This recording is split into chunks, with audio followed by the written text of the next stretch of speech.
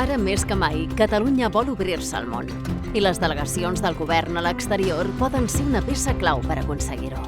Per això, fem un pas endavant i ampliem la presència internacional de la Generalitat. La xarxa de delegacions del govern a l'exterior creix de 21 a 24. L'obertura de la delegació a la Xina s'emmarca en l'estratègia Àsia i té l'objectiu de tenir presència institucional en una de les principals potències internacionals.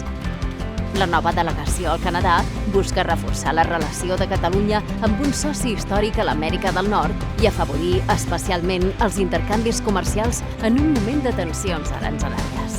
Pel que fa a la delegació a la Mediterrània Oriental, respon a la voluntat de consolidar la presència de Catalunya en una regió de gran interès estratègic i reafirmar el seu compromís euromediterrani i amb les polítiques de cooperació al desenvolupament. Altres delegacions tindran un nou emplaçament. La del nord d'Àfrica s'establirà al Marroc per reforçar la cooperació econòmica en un dels principals centres financers de la regió, ubicant-se al mateix país que l'Oficina d'Acció. La de l'Àfrica Meridional i Oriental fixarà la seva seu a Kènia per impulsar la participació en organismes multilaterals. La del sud-est d'Europa se situarà a Romania, amb un pes important a la zona per la seva proximitat a països clau.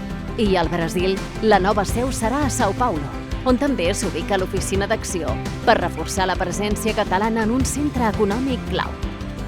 Aquesta nova distribució s'emmarca dins el Pla de Consolidació de les delegacions del govern a l'exterior, que impulsa un nou model de gestió per millorar-ne el funcionament, optimitzar recursos i ampliar l'abast de l'acció exterior. Una aposta de present i de futur per construir arreu del món noves oportunitats per a Catalunya.